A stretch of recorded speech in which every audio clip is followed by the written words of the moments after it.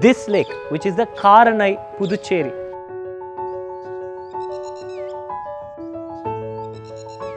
Look at the expanse of this water body, away from human settlement, yet closely packed human settlement in its immediate vicinity. What does that even mean? This lake has no approach road. So nobody knows that a lake exists as such, which makes it even more easier for garbage dumping, invasive vegetation to take over, people to come drink alcohol in the night or dump construction debris. என் பேர் கார்த்திக் சுப்பிரமணியன். நான் காரணப்புதுச்சேரி என்ற கிராமத்தில் இருக்கேன். நான் இங்கே வந்து ஒரு 15 வருஷமாக இருக்கேன். இப்போ நான் இருக்கிறது வந்து காரணப்புதுச்சேரி தாங்கல் ஏரி. இதுதான் எங்கள் ஊர் ஏரின்னு கூட சொல்லலாம். ஸோ என் ஊர் ஏரியில் என்ன பிரச்சனை இருந்துச்சு அப்படின்னா, இதுக்கு முன்னாடி வந்து மழை காலத்தில் தண்ணி இருக்கும், ஆனால் வெயில் அடித்தா தண்ணி வத்திரும். மண் அதிகமாக இருந்ததுனாலையும் தண்ணி வந்து தேங்காது, நிற்காது. நின்னா தானே நமக்கு ஏரியில் நமக்கு கிடைக்கும் தண்ணி. ஸோ அது வந்து நிற்காதனால, தங்காதனால நமக்கு தண்ணி கிடைக்கல. எல்லாமே பார்த்தீங்கன்னா வரப்பு வழியாக கூட வெளியில் போயிட்டு இருந்தது நான் பார்த்துருக்கேன். மழை காலத்தில் வெளியில் போயிடும் தண்ணி, அந்த இதில் தங்காது. அதுக்கப்புறம் தாங்கல்ல வந்து பிரச்சனைன்னு பார்த்தா கருவேல மரம் ஃபுல்லாக இருந்ததுன்னா என்ன ஆகும்? அது மக்கள் உங்களுக்கே தெரியும். அது என்னன்னா, நம்ம தண்ணி ஃபுல்லாக உறிஞ்சிடும், தண்ணி இருக்காது. அதனால அந்த மரம் ஃபுல் அண்ட் ஃபுல்லு சுற்றி கொஞ்சம் இருந்ததுனால அது கொஞ்சம் ப்ராப்ளமாக இருந்துச்சு. கரை வந்து ரொம்ப ஃப்ளாட்டாக ஒரு மாதிரி, எப்படி சொல்றது, நம்ம நடந்து போகிற அளவுக்கு கூட இல்லாமல் இருந்தது. That is where EFI took on the task of reviving, restoring, bringing an identity to this lost piece of land and to bring its revival to focus, which is the Karanai Puducherry.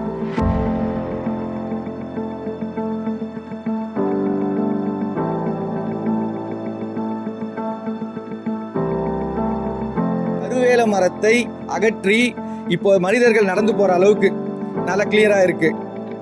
ஆனா இப்போ வந்து கொஞ்சம் கரையை வந்து பலப்படுத்தியிருக்காங்க.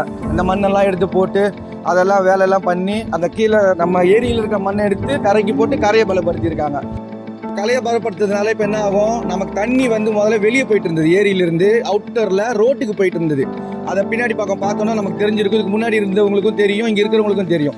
அதை போய் அவங்க பார்த்தாங்கன்னா இப்போ அதை அந்த மண்ணை போட்டு பலப்படுத்துனதுனால தண்ணி வெளியில் போகல, ஃபுல் அண்ட் ஃபுல் தண்ணி வந்து சேமிப்பாகி போச்சு. இன்னொன்று பள்ளம் எடுத்திருக்கோம், அந்த மிஷினை வச்சு ஃபுல் அண்ட் ஃபுல் பள்ளம், அது பேர் இந்த ரீசார்ஜ் பாக்ஸ்ன்னுவாங்க. அதாவது தண்ணியை சேமிக்கிறதுக்கு அந்த பள்ளம், அதை சேமிக்கும் போது தான் நமக்கு வந்து அந்த தண்ணியினுடைய டைமிங் வந்து அதிகமாக இருக்கும். அதாவது ஆழம் அதிகமாச்சுன்னா தண்ணி அதிகமாக இருக்கும், சேமிப்பாயிடும். இன்னொரு விஷயம் என்னன்னா, காட்டில் இருந்து வர தண்ணி வந்து உள்ளே வர மாதிரி பண்ணியிருக்கு. ஸோ அது இப்போ வந்து தண்ணி வெளியே போகிறதுக்கான வாய்ப்பு கிடையாது. ஏன் சொல்கிறேன்னா, தண்ணி உள்ளே இருக்கும். நம்ம ஏரியிலே இருக்க தண்ணி ஓகே தானே, வெளியே போனால் தானே நமக்கு தண்ணி போயிடும். ஸோ இப்போ வந்து ஆழப்படுத்தி இருக்கிறதுனால ஏரியில் தண்ணி வந்து ஃபுல் அண்ட் ஃபுல் இருக்கிறதுக்கான வாய்ப்புகள் அதிகம். இன்னொரு விஷயம் என்னென்னா, இதுக்கு முன்னாடி இந்த ஊரில் பார்த்தீங்கன்னா விவசாயன்றது நடந்துகிட்டு இருந்தது. ஃபுல் அண்ட் ஃபுல் சுற்றி விவசாயம் பண்ணிகிட்டு இருந்தாங்க. அந்த விவசாயத்துக்கு நீரே வந்து இந்த ஏரியிலிருந்து தான் போயிட்டு இருந்தது, பயனுள்ளதாக இருந்தது. எடுத்து அதை வந்து விவசாயம் பண்ணிகிட்டு இருந்தாங்க. அதை பண்ணிகிட்டு இருந்து எல்லாமே போயிட்டு இருந்தது. இப்போ விவசாயம் குறைஞ்சி போச்சு, விவசாயம் கம்மியாகி வீடுகள் கொஞ்சம் அதிகமாகிடுச்சு. வீடுகள் அதிகமானதால நமக்கு என்ன தேவைப்படும்? வீடுகள் அதிகமானாலும் நமக்கு தண்ணி தேவைப்படும். ஏன்? வீட்டு யூஸுக்கு நமக்கு தண்ணி வேணும். அப்போ என்ன பண்ணுவோம்? போர் போடுவோம். இப்போ நம்ம ஏரியை புனரமைச்சதுனால என்ன பயன் அப்படின்னு பார்த்தீங்கன்னா, நமக்கு வந்து நிலத்தடி நீர் அதிகரிக்குது. அதனால் நமக்கு இதுக்கப்புறம் நமக்கு தண்ணி தேவைகள் அதிகரிப்பாக இருந்தாலும் அதுக்கு தேவையான நீர் நம்மக்கிட்ட சேமிப்பில் இருக்கிறதுனால நம்ம எடுத்துக்கலாம்.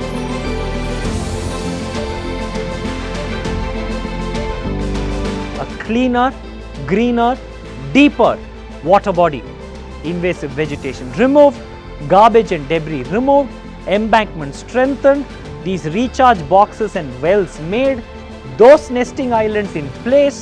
Now the rainwaters have filled this water body. Karanai Puducherry looked like this before and looks like this after the rains. Many other water bodies in the suburbs of Chennai, part of Chengalpet district, that we are reviving, restoring. That is why we invite you, Vanga, let's volunteer. It is whatever to water forever.